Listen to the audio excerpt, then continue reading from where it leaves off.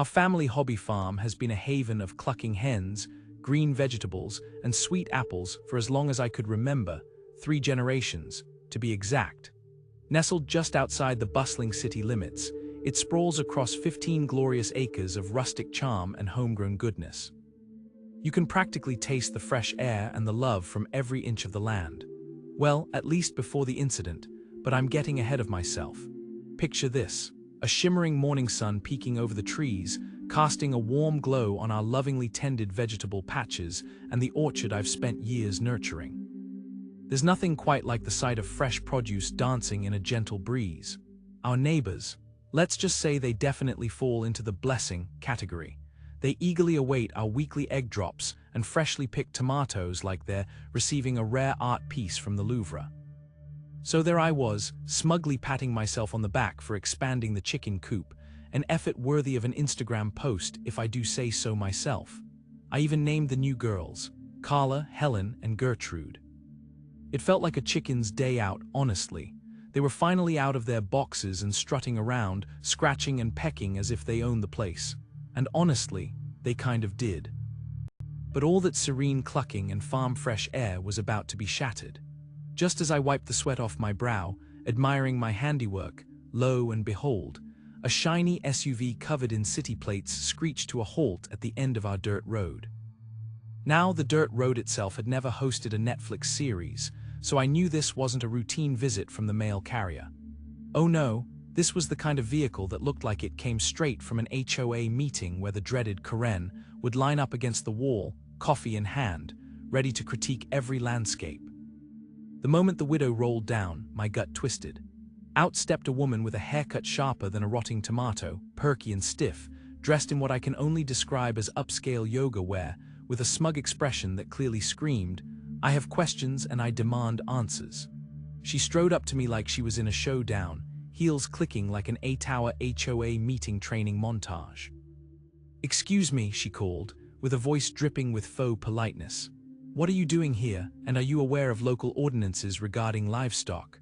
With her arms crossed and an eyebrow arched high atop her perfectly manicured brow, the air was thick with the scent of entitlement. My first instinct, roll my eyes, but instead I channeled my inner saint farmer. "What do you mean? I'm tending to my chickens, totally legal, mind you." Her eyes widened and I swear I could almost hear gears grinding in her self-righteous head. "Well, I hope you understand that your activities are very much unconventional for this area."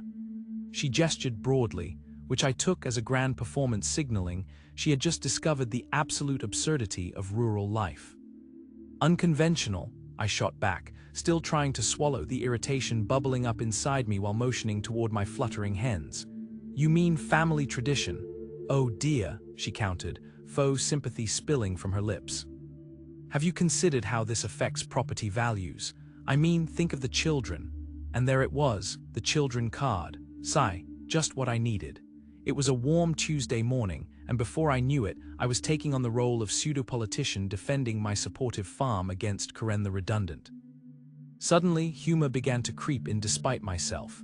"Ma'am," I began with the hint of a grin, "I assure you these chickens will not make your precious Pomeranian throw a tantrum." But there was no way she was backing down. She was here for a showdown, and little did she know, she stumbled into a battlefield full of feathers and fresh produce.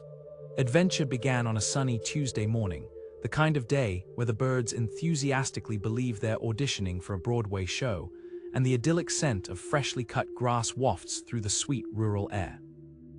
I was sipping my coffee on the porch, contemplating the watering schedule for my vegetable garden when a shadow fell over my tranquility. I looked up to see her, a living embodiment of fancy pants and entitlement, stepping down from her overpriced fortress that had recently plopped itself into our quiet countryside like an alien spaceship with particularly bad taste. Karen, she was everything that a small-town person like me dreaded.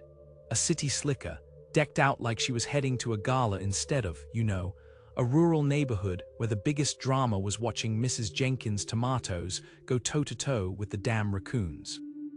In one hand, she brandished an aggressively crisp folder labeled HOA regulations, which made my stomach churn with both curiosity and dread. "Hello," she beamed through clenched teeth, forcing a smile that felt like it had been practiced in a mirror one too many times. "Can I have a word? In what universe does anyone ask that rather than demand it? But I played nice, maybe because my mama raised me right, or maybe I just wanted to see what kind of nonsense I was dealing with." "Sure, what's up?" She wasted no time. "I need to talk about your alternative agriculture situation." With a pointed jab of her finger, she gestured toward my beloved chicken coop, which I'd named Cluckingham Palace. The chickens inside weren't filthy. They were majestic, internet-ready personalities. "This violates community standards. You need to remove it immediately." I could feel the universe collectively gasping as I stared back at her, processing what I just heard. Actually, we're not part of any HOA. This farm has been here since dinosaurs roamed the earth. Well, maybe not that long, but you get the picture." I chuckled, half pulling the humor card, half cleaning the mental image of a T-Rex pecking at my flower beds. She blinked at me as if I'd just suggested she take a bath in mayonnaise. "Listen, I didn't pay $500,000 to live next to a filthy farm." The way she spat, "filthy farm," made me imagine she'd just bitten into a rotting tomato. "This will be taken all the way to the top." Ah yes, the top. Where a council of shiny-suited homeowners gathered like a secret society plotting world domination, but with less intensity and more passive-aggressiveness. I kept my voice low and steady, fighting the urge to laugh because, let's be honest, it was starting to feel like a sitcom. "Karen, I assure you, my chickens are not filthy, and I doubt the chickens are the ones ruining the immaculate image you're trying to maintain. This was farmland before your mansion decided to invade." The rage bubbling in her eyes was almost comical. "You'll see, just you wait, this is far from over." With that, she turned, her designer heels clicking aggressively against the gravel path as if every step was a vow to defeat my egg-laying beauties. As I watched her stomp back to her castle, I shook my head, amused and slightly horrified at the prospect of what was to come. But one thing was for sure, the war for Cluckingham Palace and my rights as a proud chicken farmer had only just begun. Who knew that a quarrel about chickens could unleash a whole new level of small-town chaos? Let me set the stage for you. Picture a perfectly quaint suburban neighborhood, where the sidewalks are as pristine as a freshly polished apple, and the pastel houses look like they were plucked straight out of a Pinterest board. Oh, and the lawns. Don't even get me started on the lawns. They are so meticulously manicured that they could double as golf courses with a hint of envy. They glisten under the sun, practically begging for neighborhood-wide approval in the form of a blue ribbon. In this picturesque scene, my partner and I decided to embrace our dream, raising chickens in our spacious backyard. Little did we know, this venture would invite a tempest named Karen into our enchanted homestead. At first, Karen was merely a specter lurking behind her tacky picket fence. Now she was morphing into the full-blown apparition of suburban terror. It began innocently enough, an unsolicited complaint about our roosters crowing at dawn, followed by a smattering of friendly suggestions on how we could improve our quaint little chicken operation. Friendly, huh? All I could think was, "Okay, Karen, hit me with your best shot." It didn't take long for the cavalcade of passive-aggressive behavior to commence. One morning, as I made my routine espresso, a vibrant red piece of laminated paper flapped defiantly against our mailbox like a war banner. I stepped out in my fuzzy slippers, squinting against the rising sun, and found a violation notice declaring our rooster a nuisance to the community. Did someone slip Karen a degree in over-exaggeration? Before I could even decide if this was grounds for a neighborhood lawsuit or just plain absurdity, I noticed her. Yes, her, the queen of entitlement herself, lurking near the street like a hawk. With a smartphone aimed at our property, she snapped photos like a paparazzi on a mission. "What's next, Karen?" I muttered under my breath, posting a documentary on our chicken coop on YouTube. In the weeks that followed, the harassment intensified. Karen apparently had unlimited minutes because the county started receiving noise complaints by the dozen about our well-behaved rooster. You know what they say, behind every great county inspector is a woman fueled by a grudge and too much time on her hands. To add insult to injury, she claimed we were cultivating horrible smells emanating from our farm. I swear, the only thing stinking up the joint was her convoluted sense of logic. The final straw arrived when I spotted her, hear me clearly trespassing on my property. There she was, measuring tape in hand, muttering about setback requirements like a cartoon villain unraveling her evil plan. "Oh no you didn't," I exclaimed, jaywalking across the yard like a furious mother hen.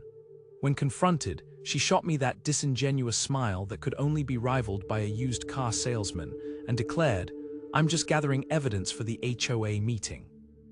They might fine you THOUSANDS. If I could have rolled my eyes hard enough to reach another dimension, I would have. Gather all the evidence you want, Karen. You might want to consider investing in a hobby instead of ruining mine. And as she huffed off, I was left with half the mind to laugh and half to plan for war. Little did she know, I was not going to let her win. Game on, Karen. Was a Saturday morning, and I was beaming with pride as I set up our small farm stand. The sun was shining gloriously over the produce I had lovingly cultivated. Bright orange carrots, juicy tomatoes with just the right amount of blush, and kale so fresh you'd think it had been harvested minutes ago. The scent of freshly cut grass wafted through the air, adding to the warmth of the moment as neighbors strolled by, coffee in hand and smiles plastered on their faces. It was a perfect day for some good old-fashioned community bonding, until Karen entered the scene. Now, if you live in an HOA neighborhood, you've likely encountered a Karen or two. The short-sighted, overly enthusiastic enforcer of the community rules, looking to transform a simple Saturday into their personal vendetta. And let me assure you, my neighbor Karen was of epic status in that regard. With her meticulously sculpted bob and a wardrobe full of pastel polos, she could only be described as a walking complaint form. I was just chatting with Julie, my neighbor down the street who had come over to grab some fresh produce, when Karen stormed up with the authority of a small-town mayor. She fixed us both with a steely glare, which I'm pretty sure was meant to be intimidating, but honestly, I mostly felt sorry for the poor soul who had to live inside that tightly wound package of angst. "Excuse me, but I need to speak with you. I have called the police," she declared, her voice dripping with that delicious blend of faux politeness and self-righteousness. "Karen, are you feeling all right?" I asked, raising an eyebrow. Because if I'm being honest, I was genuinely worried her head might explode from all that pent-up entitlement. "You do realize we are just trying to run a legal farm stand here, right? Or did you misread the HOA rulebook again?" Her smile curled into something smug, one of those "I've got you now" smiles. "Oh, I know all about your legal operation," she said, putting air quotes around the last part. "But I can't just stand by while you violate health codes and create a public nuisance. It's my duty to the community." I couldn't help but roll my eyes. Was she serious? A public nuisance? We're in a neighborhood where half the folks have wild inflatable flamingos on their lawns for summer and get into fierce turf wars over dandelions, and she was worried about our organic vegetables. Right. Because nothing screams nuisance like fresh vegetables. Moments later, two bewildered police officers pulled up in their squad car, clearly confused by the scene unfolding before them. I met their eyes with a small smile, trying to convey, "Don't worry, it's not as dramatic as it looks." One officer, a burly guy with a mustache that reminded me of a cartoon character, stepped forward. "Ma'am, can you explain why we're here?" While I explained my very innocent farming endeavor with enthusiasm, I could see Karen shifting in the background, arms crossed and wearing that smug shield of self-importance. The officers were polite, but quickly realized they were dealing with a false complaint. They asked to see my permits and zoning paperwork. Thank you very much for the well-timed advice from my local extension office, which had prepared me for this very scenario. Just in case. After a couple of minutes, enough for Karen to start sweating a little as the reality sunk in, one officer finally said, "Ma'am, you appear to be well outside HOA jurisdiction, and frankly, this seems like a waste of our time." As he handed me back my paperwork, he leaned in just enough for only me to hear. "Listen, if she keeps this up, her behavior could constitute grounds for a restraining order." And just like that, a light bulb went off in my head. I could deal with Karen permanently. Sometimes karma really does come wrapped in a badge.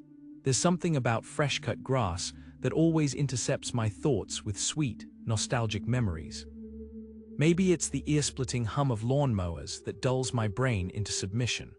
Or maybe it's the kaleidoscope of pastel houses lining Maplewood Lane that tricks me into believing I'm living in a sun-soaked American dream postcard, instead of the ridiculous soap opera that is my life.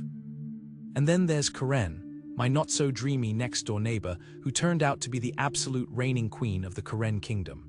You see, my backyard and hers were like a poorly divided pie. My grandfather, a kind-hearted man interested only in growing tomatoes and avoiding confrontation, had allowed an access road for her house to weave through my property decades ago.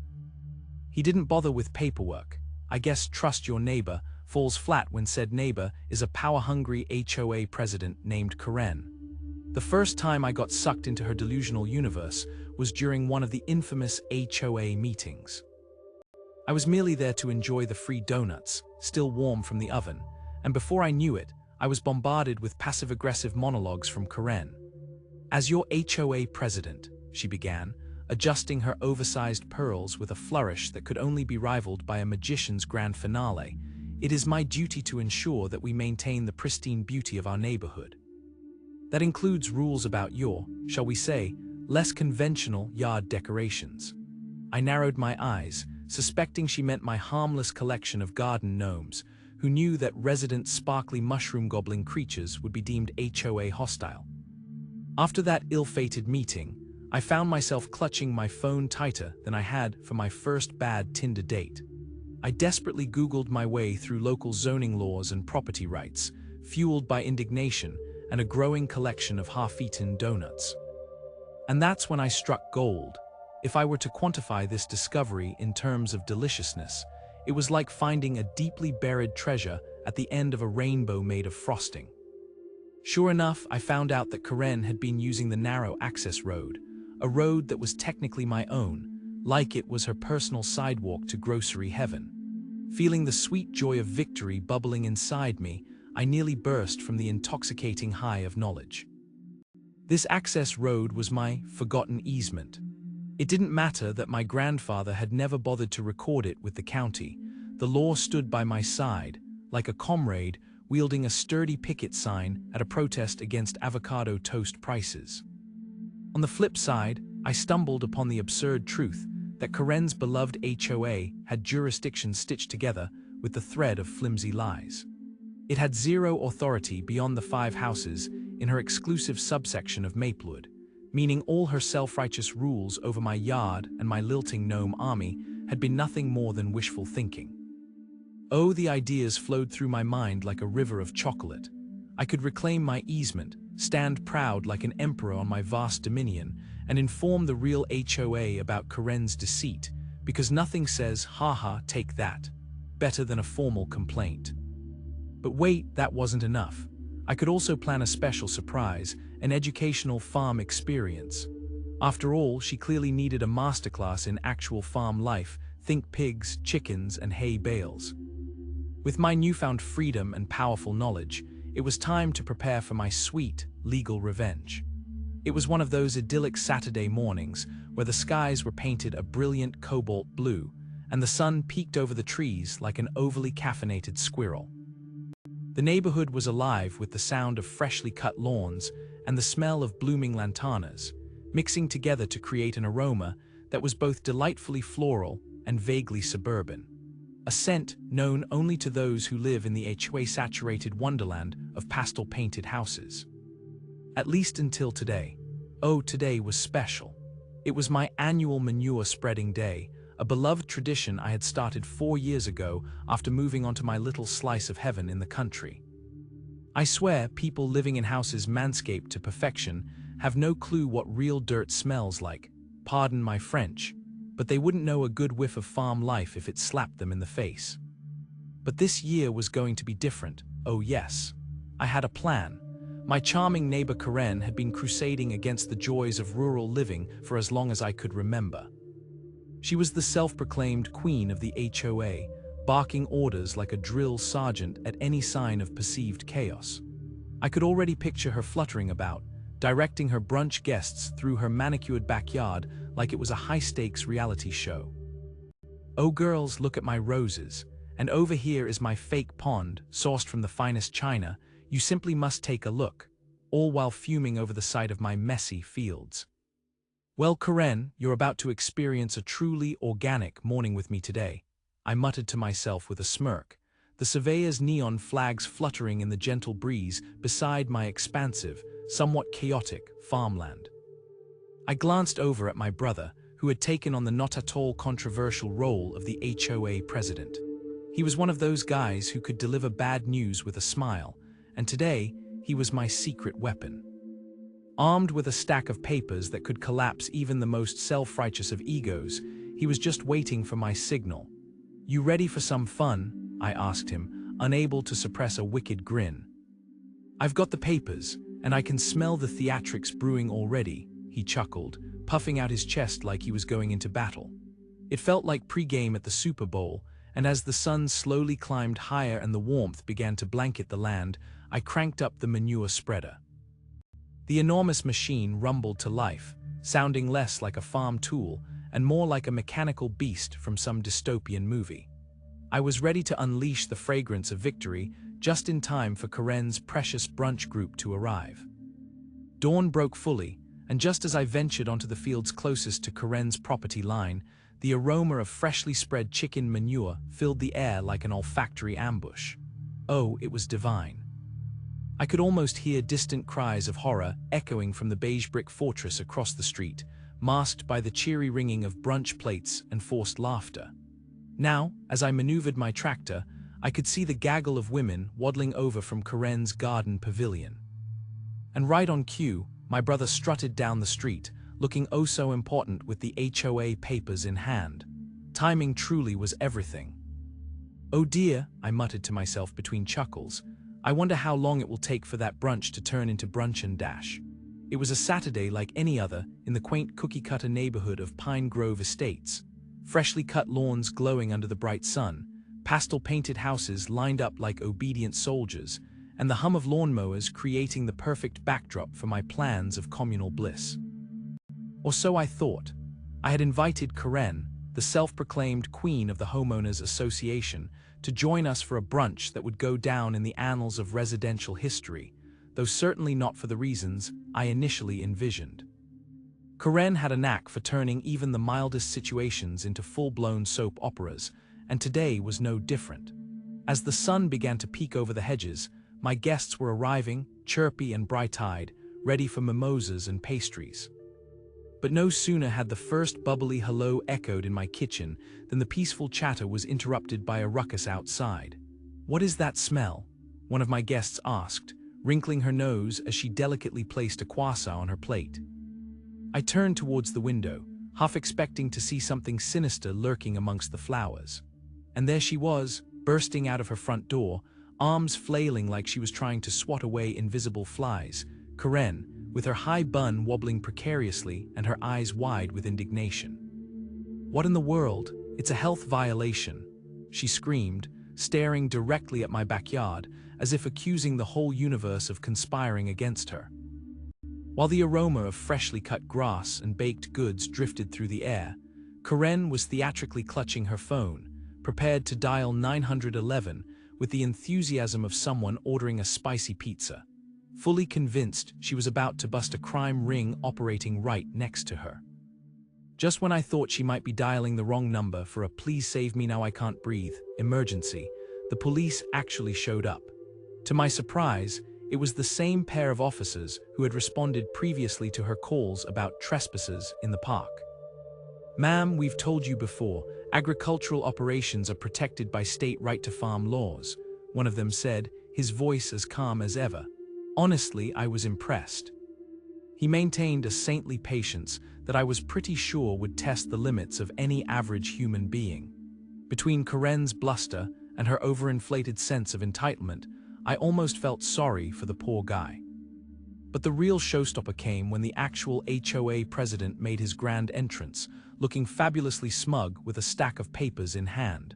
He smiled at me and then turned to Karen, his tone going from polite to icy. I believe you've been removed from the board for misrepresentation and harassment, Karen. The air crackled with tension as Karen's face transformed from crimson to a shade of horror usually reserved for ghost stories. I could almost see the gears turning in her overdeveloped brain as she processed the catastrophe unfolding before her eyes. But the coup de grace came from my attorney, who stepped up with ease, holding the easement documentation like it was the Holy Grail. "And Karen," he said, his professional voice ringing through the air, "this road you love so much. It'll be closed off in 30 days unless you sign this agreement acknowledging our property rights." As the brunch guests heard the word closed, I noticed a domino effect of handkerchiefs being pulled out and noses pinched shut. One by one, they tiptoed out of the door, some glancing back at Karen with a combination of pity and embarrassment that could fuel a small fire. Karen, with her brunch party dwindling and guests escaping her stench like it was an alien invasion, found herself cornered. The fury on her face as she hastily scrawled her signature was an image I'd cherish forever. Her hands were trembling, not from the weight of the pen, but from the sheer rage of a woman who realized her reign of terror was ending. As she signed, I couldn't help but feel a sense of triumph swell inside me, knowing our neighborhood, and brunch, was about to live in peace once more. The epic showdown with Karen, life finally returned to a blissful kind of normalcy. You know, the type where you can enjoy the sunshine while sipping lemonade on your porch, without worry that Karen, our neighborhood's self-appointed enforcer of pointless rules, might come huffing over demanding to see your property's easement papers. Our farm stand had become the unofficial gathering spot for the neighborhood's more sociable residents. The fragrant smell of fresh basil wafted through the air as Susan from down the street, her arms adorned with floral tattoos, gushed about my heirloom tomatoes. "These are the best I've ever had. What's your secret?" she asked, her excitement palpable as she practically cradled the tomatoes like newborns. "Oh, you know, just a little love and a whole lot of compost." I chuckled, considering how much of that love was secretly fueled by the sheer joy of knowing it was annoying Karen. Speaking of our resident Grinch, Karen had taken to driving past our property with all the grace of an angry bull in a china shop. Her car would slow down to a crawl, and when she'd see me watering the garden, I'd catch her throwing daggers at me through her tinted windows. I have to admit, I enjoyed waving at her with a big, goofy grin. Sorry, not sorry, Karen. In the aftermath of her pickle debacle, Karen might as well have been a ghost haunting a pumpkin patch. The other HOA members had vastly improved, suddenly becoming friendly, inviting, and all-around party people. Each weekend, I'd see them at the farm stand, chatting and laughing, their chit-chat filled with laughter about the latest communal garden project. I was practically anticipating a flash mob any moment now, stemming from the revelry sparked by my delicious zucchini. Yet in typical Karen fashion, she decided that selling her inconspicuously pastel house was the best course of action. However, there was a twist. She had to disclose the awesome little easement that allowed us to enjoy life on our sprawling abode. Oh, you could almost hear the cash register in her brain ringing up as she realized she'd just lit her own house's value on fire. Not my problem, I had to remind myself every time I saw the "for sale" sign wobbling defiantly in her front yard. I might have even watered my plants that day with extra zeal, fully enjoying every drop while the sun beat down on us all. But we didn't let Karen's acidic aura ruin the fun. In the spirit of community goodwill, and let's be honest, a little mischief, we organized an annual neighborhood barbecue. The grill would smell like heaven as the juicy burgers and charred veggies filled the air, and everyone would flock to our backyard, champagne glasses held high in celebration of friendship and Karen's educational demise. We even saved a basket of our finest produce for her. Yes, we really were that generous, tucked neatly into a wicker basket with a note that read, "From your friendly neighborhood farm, protected by right-to-farm laws since 1952. It became a tradition, and we giggled over it like children who found a shiny wrapper on the playground. As long as she kept gaping at our bountiful garden from her car, gory stories of her HOA power trips echoed in my mind like a twisted nursery rhyme. Peaceful semi-normalcy was punctuated with occasional bursts of laughter over a cold drink, a large departure from the days of our endless HOA meetings packed with coffee and passive aggression. Oh, what a time to be alive.